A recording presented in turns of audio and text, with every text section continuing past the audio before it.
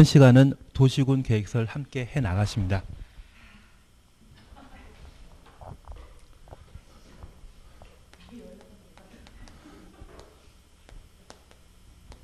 우리가 함께 보시면서 관리계획은 관리계획의 개념 정의로서 도시관리계획을 결정할 수 있는 6가지 내용 무엇인지, 대상에 관한 사항으로 특광시군이 대상인데 인접한 특광시군 포함시킬 수 있다. 협의만 거치면. 절차와 관련되어서는 입안권자, 결정권자, 입안 제한 구분하기로 하셨습니다. 특히 결정권자와 관련되어 장관이 결정할 수 있는 사항 총 4가지라는 것과 주민이 입안 제한할 수 있는 사항 기지산대라는 것, 요건에 관한 사항 등을 각각 정리해 나가시는 게 필요하십니다. 그리고 절차와 관련되어 경미한 사항을 변경하는데, 변경이라는 것은 새로운 수립인데 경미한 변경과 관련되어서는 도시군관리계획만큼만 특정 절차를 생략할 수 있다는 것 기억하시고, 기조사나 환경성 검토, 토제, 공통된 생략 사유와 적성평가를 생략할 수 있는 경우 무엇인지 반드시 정리해 놔야 됩니다. 그리고 효과와 관계에 대해서는 효력 발생에 관한 사항으로 지정된 고시에 관한 사항과 지정된 작성하는 자와 고시하는 자를 각각 구분해 주시는 게 필요하시고, 원칙적으로 시장 군수가 지정된 작성하면 도지사 승인받아야 되는데 지구단위 계획은 제외시킨다. 그리고 5년마다 타당성 검토에 관한 내용을 정리해 놓으시는 게 관리 계획에 나오는 두 문제를 해결하는 방법이 되게 됩니다. 그리고 용도 지역이건 용도 지구이건 용도 구역이건 지정할 수 있는 대상에 관한 사항을 각각 구분하시는데, 우리 보안이란 말 나오게 되면 개발제한구역 지정 대상이죠.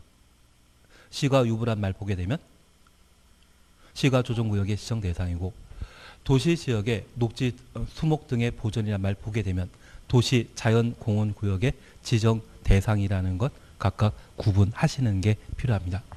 그리고 절차에 관한 사항들을 함께 정리하시면서 결정권자가 도시군 관리 계획으로 입안하고 결정하는 것이 원칙이다.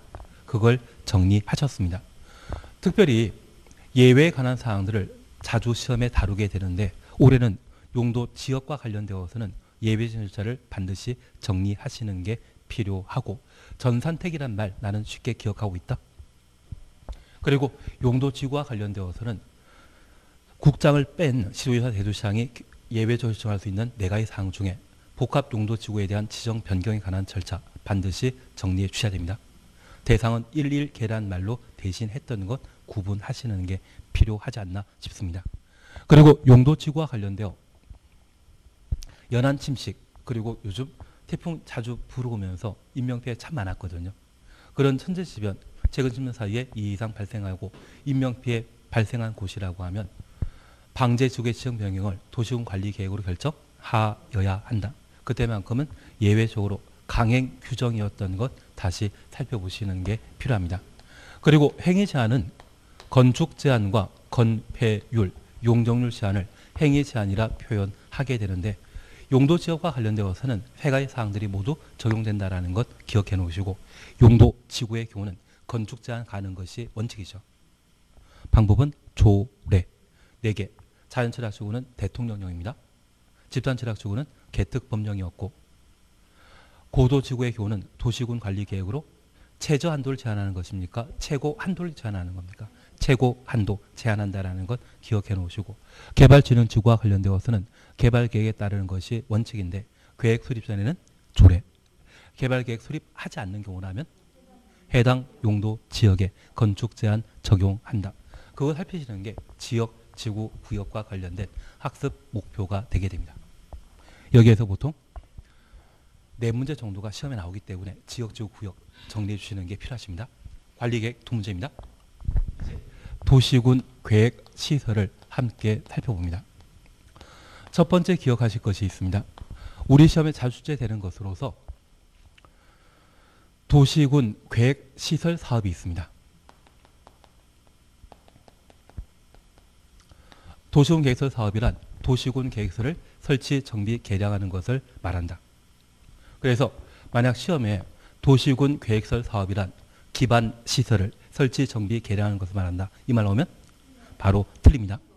그리고 두 번째, 도시군 계획설은 기반 시설 중에 도시군 관리 계획으로 결정된 시설을 말합니다. 도시군 관리 계획 결정 이후에는 도시군 계획설이고 도시군 관리 계획 결정 전에는 기반 시설입니다. 그래서 저 기반설을 설치, 정비, 개량하려면 도시군 관리 계획으로 결정하여야 한다. 이 말 나오면 맞는데 도시역의 사회복지시설, 도시역의 종합의료시설 이런 도시적이라는 말과 특정 시설이 구체화되면서 그걸 도시군 관리 계획으로 결정해야 한다. 이 말 나오면 틀린 지문으로 잡아내시는 게 필요합니다. 그러면 여기 기반설과 관련되어서는 운삼 기칠이라는 말로 각각 정리해 주시는데 운하, 운동장, 운전학원 세 가지 기반설은 작년에 법을 개정하면서 기반설 범위에서 삭제시켰고 50여 개 기반설에 대해서는 7개 시설군으로 세분하고 있다는 것 구분해 놓습니다. 환경기초시설과 관련되어서는 하수, 폐폐, 제비 6가지를 환경기초시설에 포함시키고 있다는 것 정리해 놓으시고 주공과 관계된 도축장, 장사시설, 종합의료시설은 보건위생시설에 해당하게 됩니다. 그래서 기본적인 사항들을 저렇게 정리해 나가시는 게 꼭 필요합니다. 그리고 이러한 기반설 중에 공동구에 대해서만 따로 설치에 관한 사항들을 정해놓고 있는데 이 공동구와 관련되어 도시개발사업이나 택지개발사업 등을 통해 그 개발 면적이 200만 제곱미터 초과하는 경우에는 사업 시행자가 공동설치하여야 한다. 그 공동설치 비용에 대해서는 사업 시행자와 점용자가 함께 비용 부담하게 되는데 그 비용 부담 비율에 대해서는 공동구 관리자가 특광시군이 결정하도록 되어 있습니다. 특별히 그 비용 부담과 관련되어서는 사업 착수하기 전에 실시계 인가받고 공사 착수하기 전에 얼마? 3분의 1 미리 내도록 되어 있습니다. 착수금 조로 3분의 1 내도록 되어 있고 점용 수용 공사하기 전까지 나머지를 내도록 되어 있습니다. 그리고 이 공동 설치되게 되면 공동구에 수용될 시설은 반드시 수용하여야 하는데 폭파 사고에 예상되는 가스, 하수관에 대해서는 공동협의회 심의 거쳐 수용할 수 있다. 그리고 관리에 대해서는 특광시군이 관리하도록 되어 있습니다. 관리 방법은 5년마다 계획 수립하도록 되어 있고 1년에 1회 이상 안전점검 실시하게 됩니다. 안전점검은 1년에 1회 이상이라는 말 기억해 놓습니다. 그 비용에 대해서는 공동구 점용하는 자가 함께 비용 부담한다. 거기까지 정리해 주시는 게 공동구와 관련된 사안이 되게 됩니다.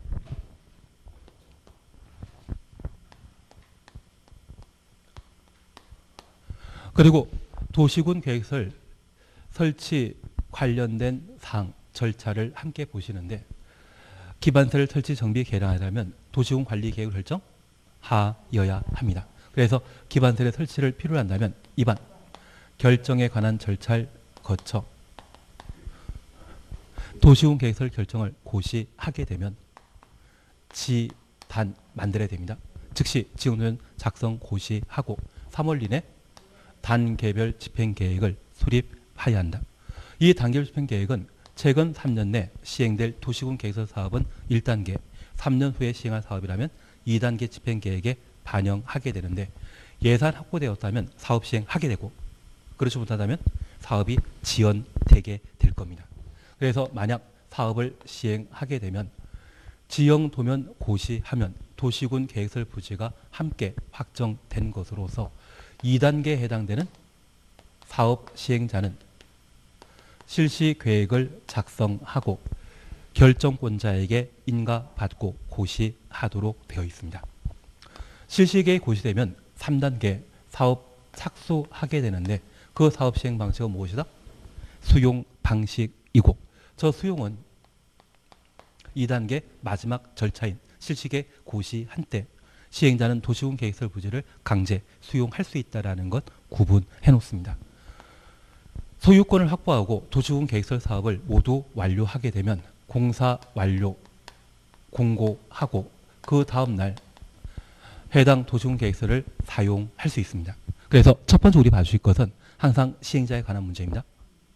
도시군 계획설 사업하는 자는 입안권자가 도시군 계획설 사업을 시행할 수 있는데 입안권자는 행정청이죠. 행정청 아닌 자가 도시군 계획설 사업을 시행하고자 한다면 입안권자로부터 뭐 받아야 된다?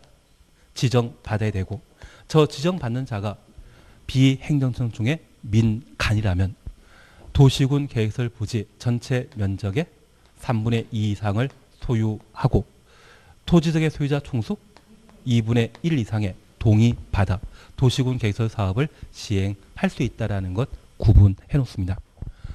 그래서 우리가 잠깐 확인하실 것으로 시행자와 관련된 내용에 있어서는 민간은 토지 소유자 동의받아야 된다. 그것 정리하시는 게 필요합니다. 지방공사는 동의받을 필요 없습니다.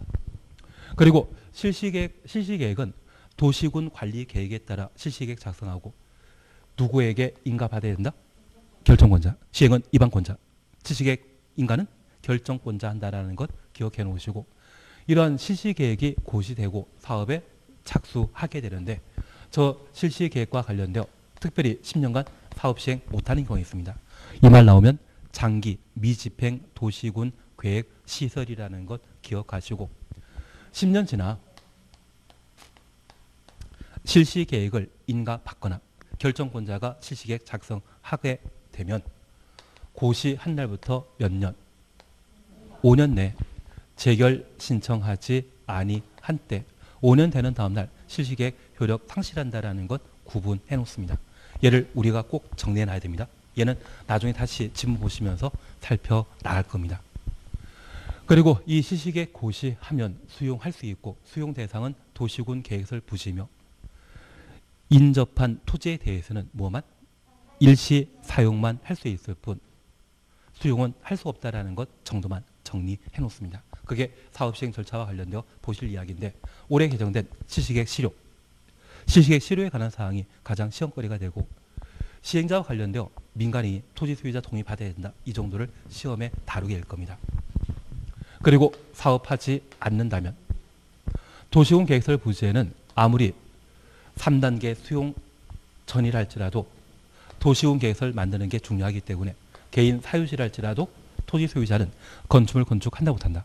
못한다라는 것 기억해 놓으시고 2년은 그냥 건너뛰시고 10년간 사업하지 않는다고 하면 매수 청구에 관한 문제 발생한다라는 것 구분해 놓습니다. 지목된 토지 소유자는 매수 청구할 수 있다는 것 살펴주시는 게 필요합니다. 그리고 두 번째, 10년간 장기 미집행 도시군 계획설 사업에 있어서는 실시계획 실효의 문제가 발생할 수 있다는 것 다시 한번 확인해 주시는 게 필요합니다. 그리고 10년간 장기 미집행 도시군 계획설 사업의 토지 소유자는 도시군 계획설 결정을 해제 위반 신청할 수 있습니다. 해제 위반 신청하면 3월 이내 해제 여부 통보해야 되죠. 해제 결정 신청하면 협의 심의에 관한 2단계 절차가 거치기 때문에 몇 개월? 2개월 이내 해제 결정 여부를 통지해야 되고, 그래도 구제받지 못한다면 국토교통부 장관에게 해제 심사 신청할 수 있다는 것 구분해 놓습니다.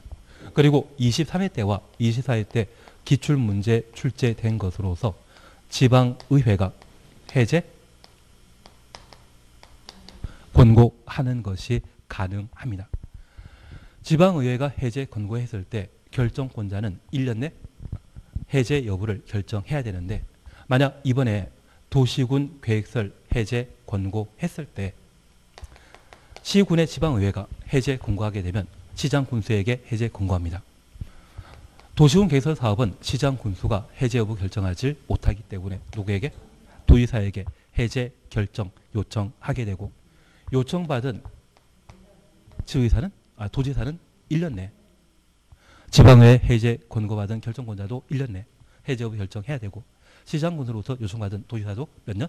1년 내 해제 여부 결정하여야 한다. 그것 잡아주시는 게 필요합니다.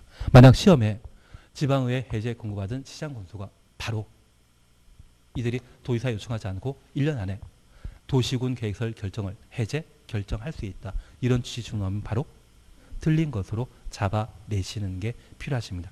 나는 이 정도는 잘할 수 있다. 그리고 20년간 사업하지 않는다면 20년 되는 다음 날 효력 상실한다. 그 개념이 도시군 계획설 사업과 관련되어 보실 내용입니다.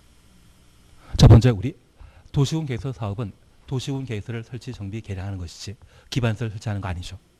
두 번째, 기반 설치하려면 도시군 관리 계획을 결정하여야 한다. 얘는 맞지만 도시역의 사회복지시설 이런 이야기 나오면 바로 틀린 것으로 잡아내시는 게 필요하고 공동구에 관한 사항 기본적으로 정리해 주시는 것과 절차에 관한 사항들을 각각 다루시는 게 이쪽 파트에 출제되는 두 문제에서 세 문제 출제거리를 해결해 주셔야 됩니다. 첫 번째입니다. 우리 기반시설 종류와 관련되어서는 최소한 환경 기초시설과 관련되어 하수 폐폐 재비란 말 기억하시면서 하수도 폐기물 처리시설, 재활용시설, 빗물 저장 이용시설, 수질 오염 방지시설, 폐차장 6가지는 환경 기초시설에 해당된다는 것 봐놓으시고 1번에 도로 세분하게 되었을 때 고속도로 있다 없다? 없다. 그 정도 봐놓습니다. 공동구와 관련되어서는 200만 이상입니까? 200만 초과입니까? 초과하는 도시개발구역 등의 시행자는 공동구 설치하여야 한다. 점용 예정자와 도시개발 사업 시행자가 함께 비용 부담하게 되는데 우리 이것 잠깐 이해해 놓습니다. 도시개발 사업과 관련되어 공동구 설치 등이 필요하면 시행자가 실시 계획을 지정권자에게 인가받고 고시하면 공사 규모가 확정되고 그 규모가 확정되면 공사 비용도 함께 산출할 수 있거든요. 그래서 여기 공동 설치와 관련된 점용 예정자가 비용 부담하면 실시계획 전에 비용 부담하는 것입니까? 실시계획 인가 이후 부담하는 것입니까? 후에 부담하고 그때 부담하는 것은 착수조로 얼마? 3분의 1 비용 부담하도록 되어 있습니다. 납부하도록 되어 있다. 그렇게만 구분해 놓습니다. 그리고 공동구가 만들어져 있다면 지상에 전봇대 설치 없애버리고 통신시설과 전기시설을 공동구에 집어넣어야 되거든요. 얘를 공동구 수용공사, 점용공사라 표현합니다. 공사 착수하기 전에, 점용공사 하기 전에 나머지 돈 내야 되겠죠. 그래서 비용 부담과 관련되어서는 실시계획 인가 이후 착수금조로 얼마? 3분의 1. 점용공사 하기 전에, 수용공사 하기 전에 나머지 잔금을 납부하도록 되어 있다. 그렇게만 구분해 놓습니다. 약간 이해되시겠습니까? 이게 책 내용 다 들어가 있으면 이게 기본서 돼버리기 때문에 나중에 들어도 잘 생각 안 나는 게 있다면 기본서에서 잠깐 확인하시는 게 좀 필요하지 않나 싶습니다. 그냥 했던 이야기 듣고 이해되면 끝나고 모르겠는데 안 써놨는지 잘 몰라가지고 예 그리고 우리 3번 공동관리자는 특광시군이라는 것 구분만 해놓으시고 계획은 몇 년마다? 5년마다 안전점검은 1년에 1회 이상 실시한다. 그 정도 확인해 놓습니다. 2번 매수 청구 등에 관한 사항을 함께 봐주시는데 우리 동그라미 1번 찾았습니다. 단계별 집행계획과 관련되어 이번 권자는 단계별 집행계획 수립하고자 하는 때 미리 관계 행정기관장과 협의하고 협의 주놓습니다. 지방의회 의견 들어야 된다. 단계별 집행계획은 우리가 알고 있는 토지계획이다, 재정계획이다. 재정계획입니다. 이 단계별 집행계획은 도시군 계획시설이 결정되었을 때 단계별 집행계획을 수립하게 됩니다. 단계별 집행계획 수립하는 자는 국토교통부 장관, 지도이사, 시장군수, 입안 원자가 도시군 계획설 결정 고시일부터 3월 내 단계별 집행계획을 수립해야 되는데 그 수립 과정에는 지방의회 의견 청취와 관계 행정기관과의 협의 절차를 거쳐 단계별 집행계획을 수립하여야 합니다. 그러면 우리 잠깐 확인해 주실 것은 도시군 관리계획 위반하고자 기초조사, 주민 의견 청취로서 공람, 지방의회 의견 청취 거쳐 도시군 관리계획을 위반하면 도시군 관리계획을 결정 신청했을 때 협의, 심의에 관한 절차를 거쳐 도시군 관리계획을 결정 고시하게 됩니다. 단계별 집행계획은 돈에 관한 행정계획이기 때문에 측량할 필요 있다 없다? 없습니다. 그리고 도시군 계획설 부지로 결정되었을 때 주민은 빨리 수용해달라 하는 것입니까? 10년 뒤에 천천히 해달라는 겁니까? 빨리 수용당하고 보상금을 받게 되면 다른 대체 토지를 취득함으로써 토지 가격 상승을 기대할 수 있는데 10년 뒤에 보상을 받게 되면 최초 결정된 보상 금액이나 10년 뒤에 보상 금액은 같거든요. 주변 땅값 다 오른 상태에서 10년 뒤에 보상금 받는 것은 토지 소유자가 원하지 않기 때문에 100% 같은 의견이라면 주민 의견 청취 공람한다 안 한다? 안 합니다. 다만 이 도시공 계획설 사업을 시행하고자 한다면 지방자치단체 예산 편성과 관계된 사항으로 지방의회 의견 정진 실시해야 되고, 이번에 만들어지는 것이 학교라고 하면 학교를 관리하는 곳은 어디? 교육청이거든요. 서울시장이나 세종시장이 학교를 만들게 되면 걔는 관리하는 자는 누구이다? 교육청에서 관리합니다. 그러면 그 학교라는 건물만 달랑 만들어지게 되면 의미 없기 때문에 인정요건 등을 언제쯤 충당할 수 있는지 관계 행정인관과의 뭐 필요하다? 협의 필요합니다. 심의 절차 한다 안 한다? 안 합니다. 그러면 이 도시계획위원회 심의는 대학 교수님들인데 우리 연금 만들기 전까지만 하더라도 퇴직한 교수님이나 군인 퇴직금은 먼저 본 사람이 임자라 했거든요. 뭐 하면 돈 많이 벌 수 있다 해서 투자하게 하고 수수료 받고 그런 일 참 많았거든요. 이분들은 돈에 대해 잘 안다 모른다? 모릅니다. 그래서 이것 없이 단계별 집행 계획을 수립하기 때문에 뭐 지방의회 의견 청취와 협의에 관한 절차만 거칩니다. 심의한다 안 한다? 안 한다라는 것 다시 한번 잡아 놓습니다. 그리고 재미로 우리 이거 하나 봐주십니다. 지구 단위 계획으로 도시 개발 사업을 시행하는 경우, 도시 개발 구역을 지정하는 경우 심의 절차 한다 안 한다? 안 합니다. 지구 단위 계획 결정할 때 협의 심의에 관한 절차를 거쳤기 때문에 도시개발법상 도시개발 구역 지정할 때 협의 심의에 관한 절차를 거칠 필요 없다. 그리고 그냥 또 재미로 성장 관리 방안에 따라 개발 사업 하게 되면 개발이 허가하게 된다면 심의한다 안 한다? 그냥 안 한다 해주십시오. 성장 관리 방안 수립할 때도 이 절차 다 거쳤거든요. 그냥 지금은 그냥 넘어가도록 하고, 다만 우리 지구 단위 계획에 따라 도시개발 구역을 지정한다. 이 말 보면 지구 단위 계획에 따라 이번에 하는 것은 도시개발 구역 지정인데 지구 단위 계획 수립할 때 이미 도시계획위원회 심의 거쳤기 때문에 또 한 번 심의 거칠 필요 없다. 그런 의미라는 것만 파악해 놓습니다. 다만 제가 부탁드리는 것은 단계별 집행계획 수립 시에 도시계획위원회 심의한다 안 한다? 안 한다. 그것 잡아주시는 게 필요하십니다. 그래서 우리 단계별 집행계획 수립과 관련되어 관계 행정기관장과의 협의, 지방의회 의견 청취 이 두 가지 절차만 거치지 기초다 필요 없죠. 공람 필요 없죠. 도시계획위원회 심의 안 하죠. 그리고 이제 예를 더 하나만 더 정리합니다. 주민 의견 청취하지 않는 행정계획 딱 세 가지입니다. 주민 의견 청취하지 않는 행정계획은 방금 보셨던 단계별 집행계획입니다. 그리고 두 번째, 기반시설 부담구역 지정하면 1년 내 기반시설 설치 계획 수립하게 되는데 기반시설 부담구역 지정 당시에 충분히 주민 의견 청취했고 1년에 수립하는 기반시설 설치 계획 수립 시에는 주민 의견 청취 한다 안 한다? 안 합니다. 그리고 도시개발법에 실시계획 수립할 때 주민 의견 청취 없습니다. 환지계획 수립할 때는 주민 의견 청취 한다 안 한다?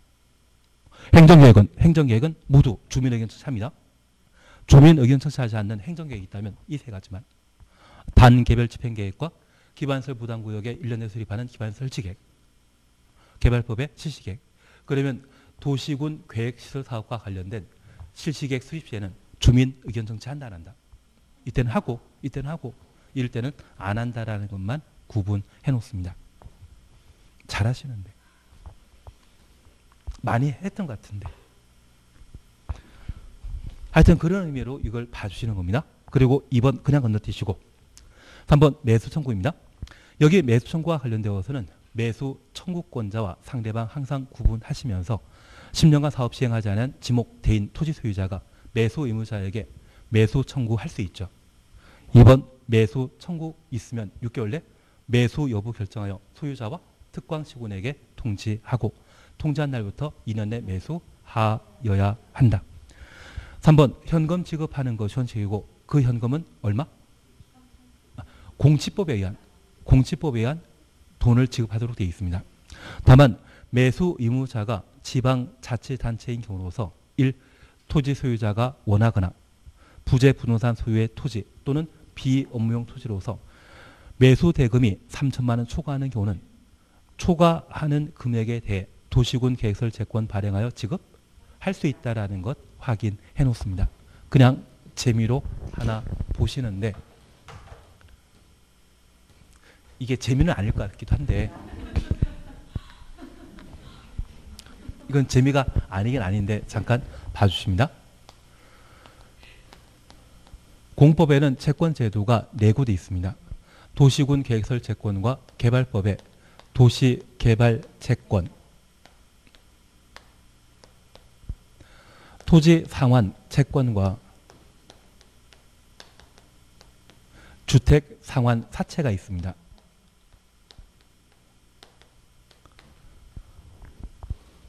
어려운 거 알고 있긴 있습니다. 그중에 우리 잠깐 구분하실 것은 이러한 채권 발행과 관련되어 3개는 승인 받아야 되는데 딱 하나만 승인 필요 없습니다. 시설채권만. 도시개발채권을 시도지사가 도시개발사업이나 도시군 계획시설 자금 조성할 목적으로 채권 발행하면 지방자탄체 부채 늘어나는 것으로서 지방자탄체 재정관장하는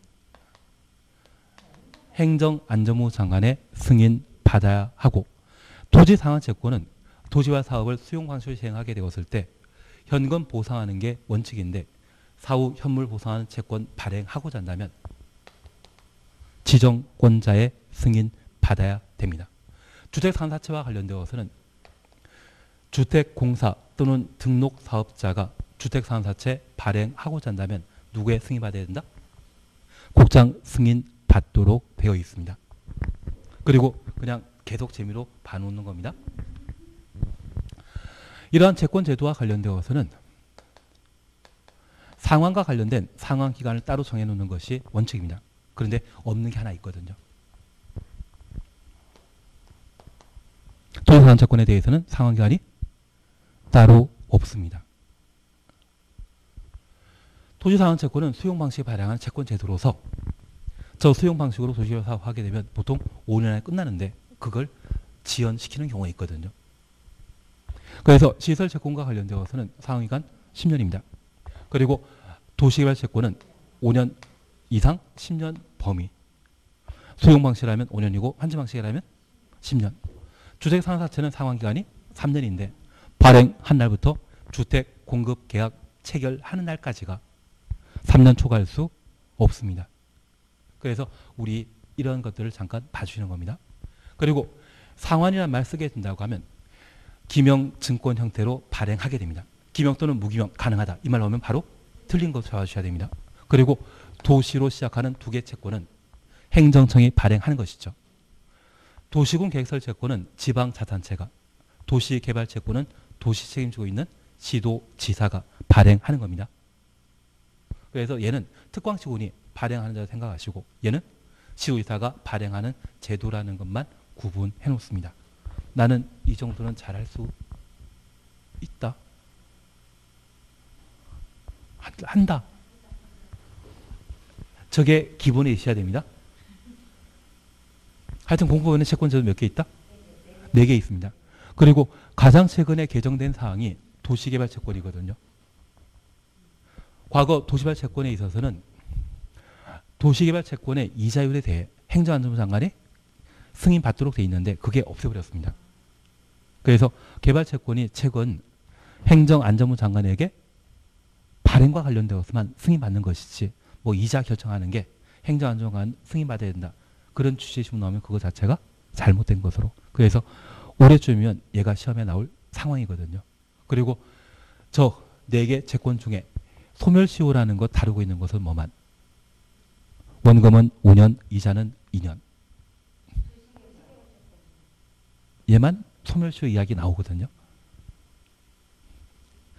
나중에 하여튼 저걸 정리하셔야 됩니다. 저걸 한번 정리하시는 게 필요하십니다. 하여튼 소멸시효 공법에서는 다 5년입니다. 청산금 다 5년인데 개발 채권과 관련되어서만 이자에 관한 이야기가 나옵니다. 다른 데에서는 이자 이야기 나오는 거 없거든요. 그것만 한번 다시 정리해 놓습니다. 하여튼 이걸 하시면서 들었던 기억이 있는지, 하여튼 전체책에는 이걸 정리해서 해 주셔야 되고, 부분마다 필요한 것들을 한번 듣고 들어본 적 있는지를 가늠하시는 게 필요하십니다. 그걸 해 주셔야 됩니다. 예, 이제 다시 우리 양가로 이번 매수 청구와 관련되어 세 번째 줄에 가로 속에 실시계 인가된 경우는 포함한다, 제외한다. 제외한다. 양가로 이번 매수 청구와 관련되어 위에서 세 번째 보시게 되면 10년 이내 도시공 계획서 설치에 관한 사업 시행되지 아니한 경우 가로 속에 실시계 인가는 포함한다, 제외한다. 제외한다. 우리 10년간 사업 시행하지 않은 지목대인 토지 소유자 매수 청구하면 최대 2년 6개월 걸리거든요. 그런데 실시계 인가되면 한 달 안에 고시합니다. 한 달에 고시하면 바로 수용 절차 들어가기 때문에 인가만 이루어졌다고 하면 매수 청구한다, 못한다? 못한다. 만약 인가 대신 작성된 경우 제외한다. 이 말 나오면 마음 상하는 겁니다. 인가된 경우 제외한다. 그것 눈에 익혀주시는 게 필요하십니다. 그리고 재미로 하나 봐주십니다. 이것도 재미인데, 만약 매수 청구가 거절당했다면, 매수 청구가 거절당했다면 해당 도시군 계획설 부지는 계속 도시군 계획설 부지이다. 효력 상실한다. 실효는 20년 지나야만 실효됩니다. 그래서 계속 도시군 계획설 부지입니다. 그래서 지금 당장은 매수 못하지만 하루 지나 마음 바뀔 수 있거든요. 그래서 이곳에 지나치게 큰 건물이 만들어지는 것은 사업 시행자에게 큰 부담 될 수 있기 때문에 3층 이하의 협의 단독택, 그리고 3층 이하의 1종, 2종 근린 생활시설, 우리 공부하면서 못 가본 데 있지 않습니까? 단란주점, 노래방 이런 거는 만든다, 못 만든다? 공부할 때 가면 안 된다. 공부할 때 가면 열의 아홉은 떨어지더라. 단란주점, 노래방 이런 것은 만들면 알고 있지 않으십니까? 그런 거 제외시킨다라는 것만 좀 구분해 놓습니다. 그러면 우리 잠깐 이해하실 것은, 만약 도시군 계획설 부지로 상업지역이면 원래 위락설 건축 가능한 것이죠. 저 매수 청구가 거절된 지목대인 토지가 그 용도지역이 상업지역이었을 때 3층짜리 위락설 건축한다, 못한다? 못합니다. 오직 뭐만? 이것만 건축할 수 있다는 것 구분해 놓습니다. 그러면 우리 다시 하나 봐줄 게 있습니다. 2종 근린생활설과 관련된 가장 대표적인 것이 일반 음식점이거든요. 만약 매수 청구 거절당한 지목대인 부지가 전용 주거 지역이라면 2종 근린생활설인 일반 음식점 3층 이하 만들 수 있다, 없다? 원래 법령에 2종 근린생활설은 전용 주거지역에 절대 건축할 수 없지만, 지금 도시군 계획설 부지로서 매수 청구 거절되었기 때문에 그따운 용도지역 관계없이 얘를 무조건 만들 수 있습니다. 그래서 도시군 계획설 부지에 속해 있는 용도지역이 전용 주거지역이라 할지라도 매수 청구 거절된 도시군 계획설 부지에 대해서는 3층 이하의 1종, 2종 근린생활설 충분히 건축할 수 있다. 그렇게만 구분해 놓습니다. 3층 이하. 예, 3층 이하. 예, 3층까지 하신 걸로 알고 있겠습니다. 그래서 제가 부탁드리는 것은, 매수 청구 거절된 도시군 계획설 부지가 만약 전용 주거 지역인 때 2종 근린생활설인 뭐 단란주 그런 거 말고 일반 음식점 특권 지원에 허가받아 건축할 수 없다. 그런 취지 나오면 그거는 틀립니다. 3층 이하라고 하면, 3층 이하의 1종, 2종 근린생활설이라면 매수 청구 거절됐을 때는 용도지역 가리지 않고 법이 허용하는 이런 건물 충분히 개발인 허가받아 건축할 수 있다. 그렇게만 구분해 놓습니다. 그것만 잘 해주십니다. 그리고 실효에 관한 사항은 충분히 우리가 파악하셨습니다. 20년 되는 날입니까? 다음 날입니까? 다음 날. 그리고 시행자 찾으셨죠? 동그라미 1번입니다. 민간이 시행자로 지정받으려면 도시군 계획설 사업 대상 토지, 국공지 포함한다, 제외한다? 하여튼 국토계획법에서는 국공유지 제외입니다. 개발법에서는 국공유지 포함하는 게 원칙입니다. 딱 하나 빼는 것이죠. 개발법에서는 지병동. 나중에 지병동에만 제외. 나머지는 다 포함. 면적 3분의 2, 총수 2분의 1 이상의 동의 받아야 된다. 눈에 익히십니다. 그리고 2번입니다. 도시군 개설 사업 시행자 처분에 대해 행정심판 제기할 수 있고 행정청이 아닌 시행자 처분에 대해서는 시행자를 지정한 자에게 행정심판 제기하여야 한다. 이 말 나와야 됩니다. 그러면 우리 잠깐 이해하실 것이 있습니다. 나는 민법 공부하시면서 청구권자와 피청구인을 잘 구분하고 있다. 행정심판 제기하는 자가 누구이다? 청구인입니다. 그러면 피청구인은 사업시행자입니까? 지정한 자입니까? 지정한 자입니다. 그래서 만약 시험에 시행자의 부당한 처분에 대해 지정권자를 피청구인으로 하는 행정심판 제기할 수 있다. 이 말은 맞는 지문인데 시행자를 피청구인으로 하는 행정심판 제기할 수 있다. 이 말 나오면 틀립니다. 지금 행정심판은 서울시장이나 세종시장이 부당한 행정처분을 했다고 하면 장관에게 행정심판 제기해야 되거든요. 상급관청에게 제기하는 것이 행정심판이기 때문에 시행자에게 행정심판 제기한다? 이런 말 나오면 무조건 틀린 것으로. 두 번째 단서의 경우는 지정한 자를 대상으로 행정심판 제기할 수 있고 그 지정한 자가 누구이다? 피청구인입니다. 이해되신 거죠? 우리 상속인과 피상속인 몸 밖에 피가 나 있으면 돌아간 분이지 않으십니까? 그것처럼 당하는 사람이라면 피청구인, 피상속인 그렇게 구분하시는 게 필요하십니다. 그리고 3번입니다. 올해 개정된 지문이기 때문에 눈에 익혀놓으십니다. 도시군 계획설 결정 고실 1부터 10년 이후 실시계획 작성하거나 인가받은 도시군 계획설 사업 시행자. 여기 작성까지 나오는 것은 결정권자가 시설사업 할 때를 말합니다. 결정권자 아닌 자라고 하면 인가받아야 되겠죠. 실시계획 고실부터 5년 이내 재결 신청하지 아니한 경우 5년부터 재결 신청 아니한 가로 해놓습니다. 실시계획 고시 1부터 5년 지난 다음 날 실시계획 효력 1년 다 확인되셨습니다. 그러면 제가 이 말씀 하나 드리는데 도시군 계획설 사업은 시행자가 도시군 계획설 부지를 강제 수용할 수 있습니다. 그리고 수용하게 되면 사전 현금 보상하도록 되어 있는데 이 보상금을 수령하는 것과 수령 안 하는 경우 있거든요. 만약 수령했다고 하면 보상금 지급에 대한 전혀 문제 없는 것으로서 바로 소유권 취득해서 사업하면 되는데 수령 안 했다고 하면 보상금에 이의 제기하는 것이거든요. 시행자가 이의 제기하는 것입니까? 토지 소유자가 이의 제기하는 겁니까? 토지 소유자가. 그런데 이 토지 소유자는 직접 토지 수용위원회에 재결 신청할 수 없습니다. 현행법상 재결 신청은 누구만? 시행자만. 저 시행자가 실시계획 고시한 날부터 몇 년? 5년 동안 재결 신청하지 않았다고 하면 여기 토지 소유자는 10년간 사업 시행하지 않은 상태이죠. 그리고 5년 동안 재결 신청하지 않았기 때문에 15년 동안 도시군 계획설 부지에 대한 땅의 보상을 한 번 못 받았거든요.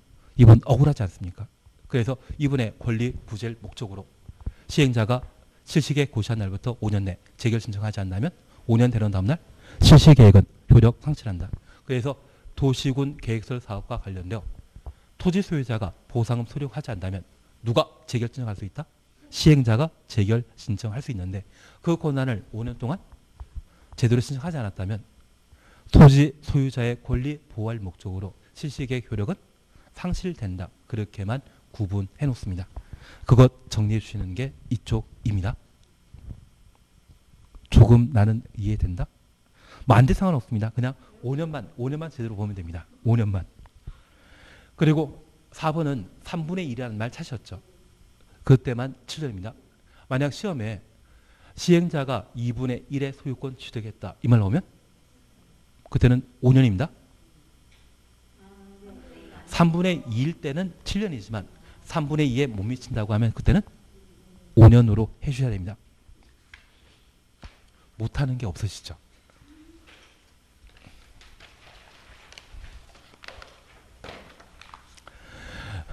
그리고 양가로 2번 수용과 관련되어 실시계획 고시하면 사업 인정 고시 있는 것으로 본다. 되셨죠? 그리고 일시 사용 두 줄 밑에 인접한 토지 건축물 등에 대해서는 두 줄 밑에 일시 사용할 수 있다. 그래서 도시공계획설 부지는 수용 사용할 수 있지만 인접한 토지 건축물에 대해서는 뭐만? 일시 사용만.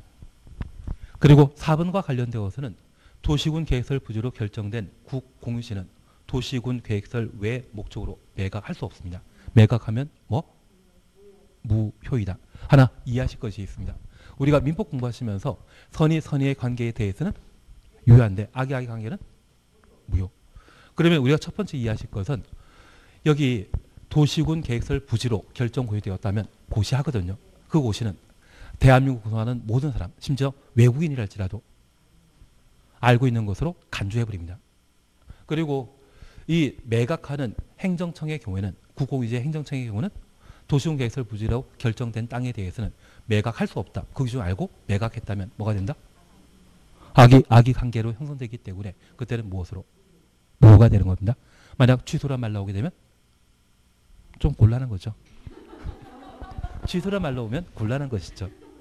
그래서 우리 항상 무효, 취소 이야기 나오게 되면 법률 행위의 당사자가 악이라고 하면 무효, 선이라면 유효, 선악관계라면 취소. 그렇게 생각하시면서 파악해 주시는데 갑자기 무능력자나 선의취소 나오게 되면 결론이 달라져 버리죠. 예, 그게 문제더라고요. 예, 그리고 지구 단위 계획 함께 반영하십니다. 현재 지구 단위 계획은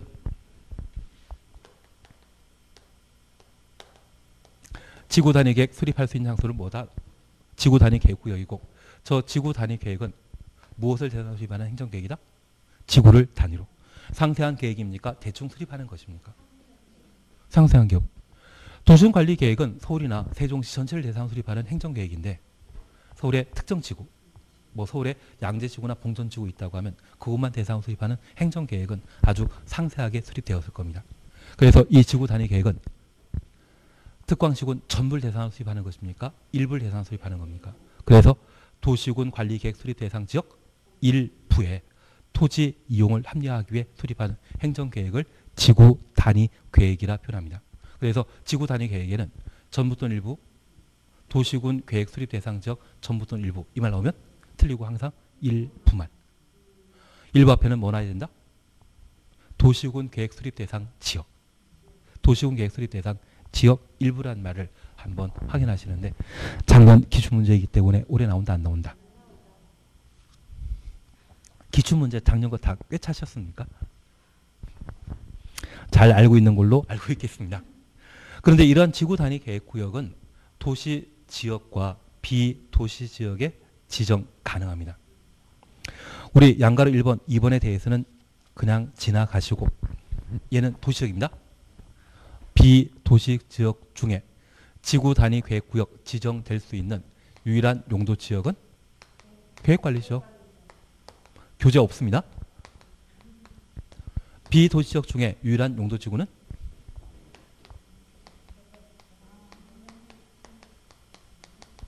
개발전용지구.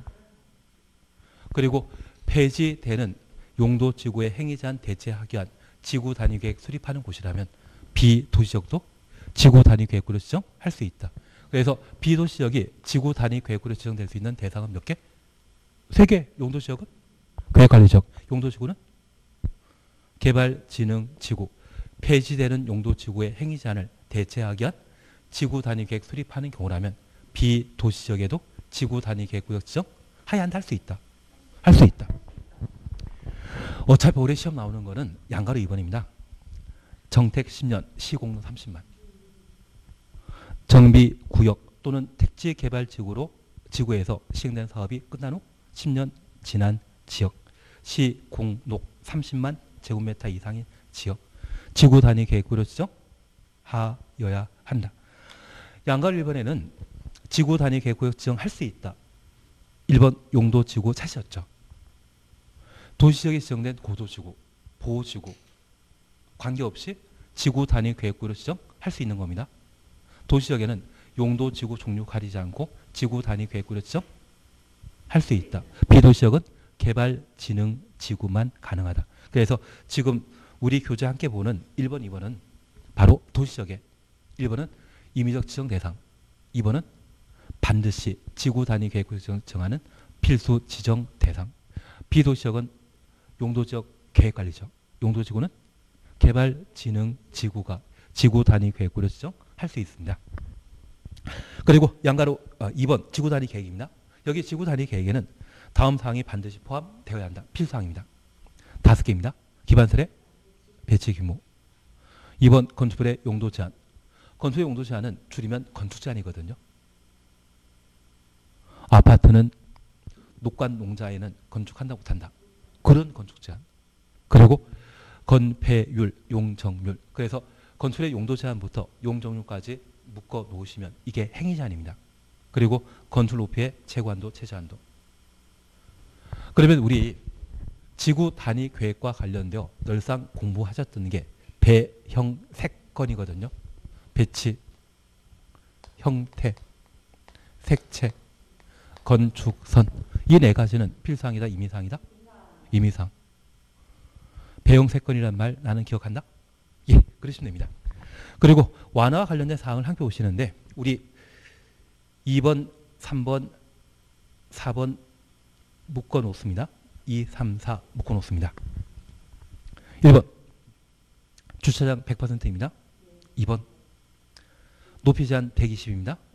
건폐율 150, 용적률 200. 그래서 2번부터 4번까지는 모두 도시적의 지구 단위 계획으로 완화하는 것으로서 주차장 100, 높이 제한은 120, 건폐율은 150, 용적률은 200. 지금까지 이것만 했고 아직 한 번도 안 나왔던 게 바로 3번입니다. 이거는 진짜 공부 잘 되고 나서 하셔야 됩니다. 도시 지역의 개발진흥지구 지정하고 개발진흥지구를 지구 단위 계획으로 지정한 경우에는 용적률 얼마? 120. 지금 완화와 관련되어 동그라미 3번 있지 않습니까? 동그라미 3번에 이때는 용적률이 120입니다. 얘는 진짜 천천히 하십시오. 그냥 하지 마십시오. 그냥 이거 정리해가지고 더 헷갈리느니 아예 안 하고 도시역은 주차장은 100, 높이 제한은 120, 건폐율은 150, 용적률 200. 그런데 이 용적률 200까지 완화시켜주는 거는 우리 기부채납이란 말 들어본 적 있습니까? 일정한 부지의 개발 사업할 때 학교실 용지로 제공하게 되면 기부채납하면 용적률 완화시켜주는 게 있거든요. 그걸 토대로 해서 최대 200%까지 완화시켜주는 것이고 도시 지역의 개발진흥지구 지정하고 그곳에 지구 단위 계획구역 지정했다면 개발진흥지구 한 번에 지구 단위 계획 또 한 번 가미되면 이중 규제 안하이거든요. 그럴 때는 기부채납 없이 용적률을 120% 완화시켜준다는 이야기입니다. 근데 지금 그냥 200% 완화는 기부채납을 통해 완화할 수 있는 최대 한도이고요. 그냥 3번은 하지 말자. 그냥 3번은 하지 말자. 200% 그냥 완화시켜주는 게 아니라 뭐 했을 때? 기부채납 했을 때. 예. 근데 그거는 진짜 신경 쓰지 말자. 더 헷갈리니까. 괜한 이야기 들었습니다. 그거는 헷갈리니까 하지 말고 주차장은 도시역에 지구 단위 계획 수립하면 주차장은 100, 높이 제한은 120, 건폐율 150, 용적률 200. 비도시역에는 주차장 완화 없죠. 높이 제한 완화 없죠. 건폐율 150, 용적률 200% 완화시켜준다. 그렇게만 구분해 놓습니다. 시료와 관련되어서는 우리 충분히 하셨죠. 3년, 5년이라는 것 눈에 보이십니다. 올해 입지규제 최소구역 또 나오겠죠. 그래서 29회 때는 입지규제 최소구역 지정 대상을 시험에 냈거든요. 그래서 그 당시에 5번 지문 도시경제기반형 활성화 계획 수립하는 지역 이걸 엉뚱한 내가지고 틀린 정답 낸 적이 있는데 우리는 그건 제끼시고 이런 거 시험에 나오면 틀려주는 게 예의입니다. 우리가 잠깐 알려줄 것은 3번 찾으셨죠. 3개 이상의 대중교통설치로부터 반경 1km 이내 지역. 그리고 4번 노후 불량 건축물이 밀집한 주거적 공업지역입니다. 상업적이란 말 나타난다 없다. 그것만 잘 해주셔야 됩니다. 주거 공업 지역이 입지 규제 최소 구역으로 지정할 대상이라는 것 눈에 익혀놓습니다. 그리고 5번은 신경 쓰지 말자. 우리가 배우는 법도 아닌데 이걸 내면 출제위원회 오래오래 살려고 그런 문제 내신 겁니다. 욕을 많이 먹어야만 오래 사실 수 있거든요. 그런 의도라는 것만 구분하자. 그리고 2번 협의기간과 관련되어 10일 내 의견 회신해야 한다. 공법상 협의기간은 원칙적으로 30일입니다. 입지기 최소구역 지정과 관련되어서는 신속하게 처리할 목적으로 며칠? 10일이라는 것 확인해 놓습니다. 그리고 3번 다른 법률에서 이 법에 따르지 않고 입지기 최소구역 지정과 입지기 최소구역 계획 결정할 수 없다. 다른 법률에서 있다라고 하면 말 된다 안 된다? 안 된다. 그러면 우리가 잠깐 이해하실 것은 국토계획법은 전국의 토지에 대한 공법 규정이거든요. 그래서 일반법에 생겨가지고 국토계획법과 비교되는 도시개발법 등은 특별법에 생겨가시는데 입지기 최소구역 제도는 아주 특별한 제도이기 때문에 국토계획법에서만 결정할 수 있고 다른 법률에서는 결정한다 못한다. 아주 특별한 제도이기 때문에 국계법만 결정할 수 있다. 그렇게 파악해 놓습니다. 다른 법률로 결정할 수 있다? 없다. 이때만큼은 없다 맞는 겁니다. 그리고 4번 입지기 최소구역으로 지정하면 개발사업 촉진할 목적으로 특별 건축구역으로 지정된 것으로 본다. 의제에 관한 사항 봐주셔야 됩니다. 용산하면 생각나는 게 뭐다? 특별 건축구역이고 특별 건축구역 지정권자는 국장 또는 시도지사이죠. 특별 건축구역으로 지정할 수 없는 곳 4개. 개발제한구역, 자연공원, 보전산지, 접도구역. 개발 용도입니까? 비개발 용도입니까? 비개발 용도이기 때문에 걔는 특별 건축구역 지정 대상 아니다. 그렇게만 한번 구분해 놓습니다. 29회 때는 박스에 지정 대상 시험에 냈거든요. 만약 시험에 내게 된다고 하면 협의기간 10일이라는 것. 이 법 빼고는 다른 법률에서 입지규제소구역 결정할 수 없다. 그리고 입지규제소구역 지정되면 특별 건축구역으로 지정된 것으로 본다. 그 정도를 각각 살피시는 게 필요합니다. 그리고 개발행위 허가와 관련되어서는 개발행위와 관련되어서는 이것 소규모 사익사업 추구하는 것이죠. 나는 개발행위 허가받지 않고 할 수 있는 것 내가 잘 알고 있다. 1번 재해복구 등을 위한 응급조치. 2번 녹관농에 농림업종 비료라고 설치하는 것. 가로 속에 육상의료양식장은 포함한다. 제외한다. 3번 경작 위한 토지형조 변경. 그리고 4번 도시군 계획사업. 도시군 계획사업은 시설사업과 개발사업, 정비사업 세 가지 통칭한 것이죠. 그에 따라 건축물 건축하거나 토지의 형질 변경하게 되면 따로 허가받을 필요 있다 없다? 없다. 그 정도 확인해 놓습니다. 그리고 절차와 관련되어 나는 허가 요건 5개 눈에 보인다?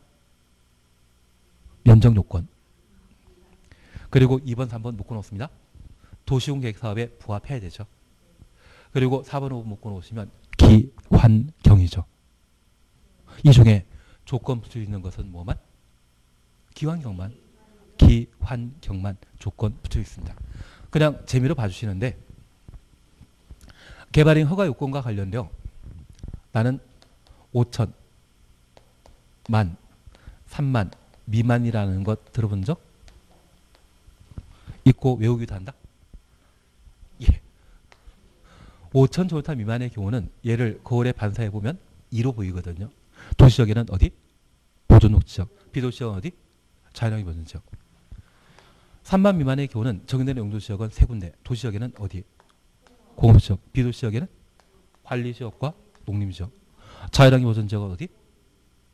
자연환경 보존지역은 5천 미만이고 관리지역과 농림지역의 경우는 3만 미만일 때 개발행 허가받을 수 있는 면적이 되게 됩니다. 나는 저런 거 본 적? 지금이라도 보자. 지금이라도 보자. 한번 눈에 익혀주시는 게 필요하십니다. 3번 5번째 줄에 준공검사라는 말 찾으셨죠? 개발행위 완료하게 되면 준공검사 받도록 돼 있는데 분할, 적치, 물건 쌓아놓는 것은 준공검사 대상이다 아니다? 아닙니다. 그래서 만약 시험에 토지 분할에 대한 개발행위 허가받은 자가 개발행위 완료하면 특광시군에게 준공금사 받아야 된다. 이 말로 오면 틀립니다. 토지 분할과 물건 쌓아놓는 것은 준공금사 대상이다 아니다. 아니라는 것 확인해 놓습니다.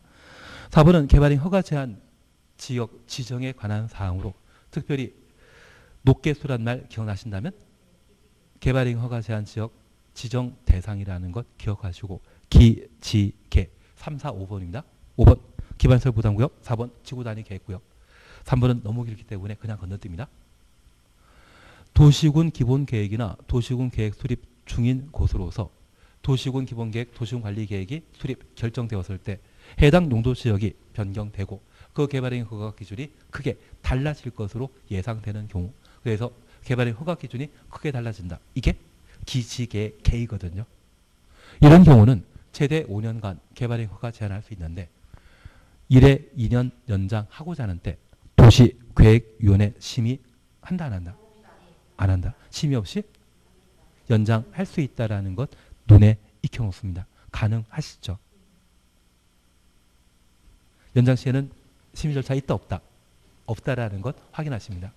그러면 지구 단위 계획구역의 경우는 최대 5년간 개발행 허가 제한할 수 있는데 1회 연장하고 6개월 만에 연장 6개월 만에 지정 사유가 없어졌다. 지구 단위 계획이 수립되어 더 이상 개발행 허가 제한적으로 지정할 필요 없다. 지정권자 인정하면 해제해야 한다. 해제할 수 있다. 제발. 개발행 허가 제한은 규제에 관한 사항으로 지정권자가 필요 없다 판단하게 되면 해제하여야 한다. 투기과일주구이건 조정 대상 지역이건 분야가 상한제 적용 지역이건 지정권자가 지정 사유가 없다 인정하면 해제하여야 한다. 그 말 기억나셔야 됩니다. 그래서 만약 저 개발행 허가 제한 기간이 결정되면 그 기간 동안 지정 사유 없다 할지라도 계속 개발행 허가 제한한다. 이 말로 오면 틀립니다. 지정 사유 없어졌다고 하면 기간에 관계없이 해제하여야 한다. 역시 우리는 눈에 안 보여도 그런 거는 다 숙지하고 있으십니다.